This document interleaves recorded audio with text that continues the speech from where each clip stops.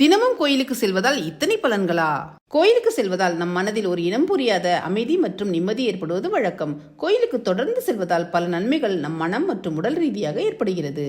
3 நாட்கள் தொடர்ந்து கோயிலுக்கு செல்வதால் மும்மூர்த்திகளான பிரம்மன், விஷ்ணு மற்றும் சிவபெருமானின் அருள் கிடைக்கும்.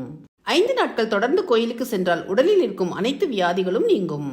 7 நாட்கள் தொடர்ந்து கோயிலுக்கு சென்றால் திருமணமாகாதவர்களுக்கு விரைவாக வரன் கைகூடி வரும். 11 நாட்கள் தொடர்ந்து கோயிலுக்கு சென்றால் நம்முடைய உடலும் மனமும் தூய்மை அடையும்.